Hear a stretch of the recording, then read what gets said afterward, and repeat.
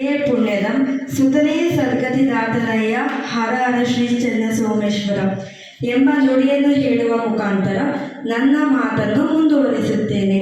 ಇಂದು ಈ ಕಾಲೇಜಿನ ಆಧಾರ ಸ್ತಂಭವಾಗಿರುವ ನಮ್ಮ ನಿಮ್ಮೆಲ್ಲರ ಪ್ರೀತಿಯ ಅಚ್ಚುಮೆಚ್ಚಿನ ಪ್ರಾಂಶುಪಾಲರ ಬಗ್ಗೆ ಮಾತನಾಡಲು ಹೆಮ್ಮೆ ಅನಿಸುತ್ತಿದೆ. ಏನು ಹೇಳಲಿ, ವಿದ್ಯಾರ್ಥಿಗಳ ಆಶಾ ಕಿರಣ, ಆ ಜ್ಞಾನದಿಂದ ಜ್ಞಾನದಲ್ಲಿ ದಾರಿ ತೋರುವ ಎಲ್ಲ ಹೆಣ್ಣು ಮಕ್ಕಳಿಗೆ ಮಾದರಿ ಹೆಣ್ಣು ಆಗಿರುವ ಹಾಗೆ ಹಲವು ವರ್ಷಗಳಿಂದ ಈ ನಮ್ಮ ಕಾಲೇಜಿನ ಕೀರ್ತಿ ಪತಾಕೆಯನ್ನು ಎತ್ತಿ ಹಿಡಿದು ಜಿಲ್ಲೆಗಳಲ್ಲಿ ರಾಜ್ಯಗಳಲ್ಲಿ ಹಾರಿಸಿರುವ ಇಂತಹ ನಮ್ಮ ಪ್ರಾಂಶುಪಾಲರ ಬಗ್ಗೆ ಏನು ಹೇಳಲಿ, ನಾನು ಏನು ಹೇಳಲಿ,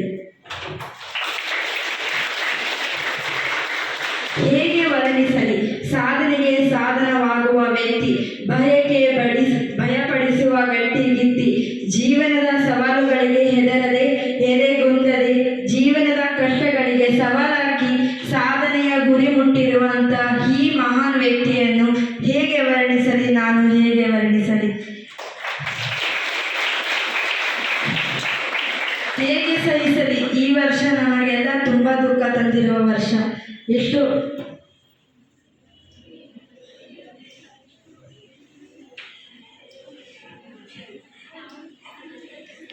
ಹೇಗೆ ಸಹಿಸಲಿ? ಈ ವರ್ಷ ನಮಗೆಲ್ಲ ತುಂಬ ದುಃಖ ತಂದಿರುವ ವರ್ಷ.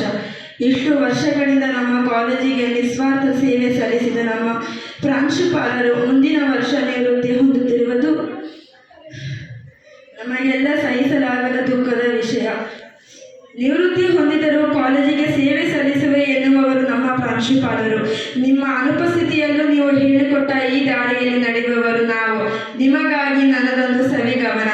ಬಗೆ ಬಗೆಯ ಪರಿಯಲ್ಲಿ ಹರಿಸಿದೆ ಜ್ಞಾನದ ಗಂಗೆ, ನಿವಾರಿಸಿದೆ ನಮ್ಮ ಅಜ್ಞಾನದ ಬೇಗೆ, ಶುದ್ಧಿಗೊಳಿಸಿದೆ ನಮ್ಮಲ್ಲಿರುವ ಕಲ್ಮಶದ ಹಗೆ, ಬೀರಿಸಿದೆ ನಮ್ಮಲ್ಲಿ ಯಶಸ್ಸಿನ ನಗೆ.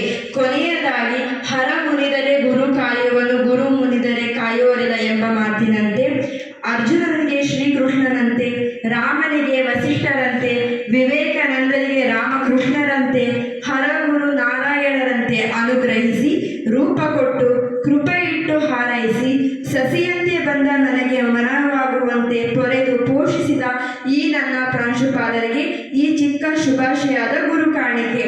ನಿಮ್ಮ ಬಗ್ಗೆ ವರ್ಣಿಸಲು ಪದಗಳು ಸಾಲದು, ಆದರೂ ಪ್ರಯತ್ನಿಸಿರುವೆ. ತಪ್ಪಾಗಿದ್ದಲ್ಲಿ ಕ್ಷಮೆ ಕೋರುವೆ. ಅಂತಿಮವಾಗಿ ನಿಮ್ಮ ಉಪಸ್ಥಿತಿಯಲ್ಲೂ ಅಥವಾ ಅನುಪಸ್ಥಿತಿಯಲ್ಲೂ ನೀವು ನಮ್ಮೆಲ್ಲರ ಮನಮನಗಳಲ್ಲಿ ಎಂದೆಂದಿಗೂ ಅಜರಾಮರ, ಅಜರಾಮರ, ಅಜರಾಮರ.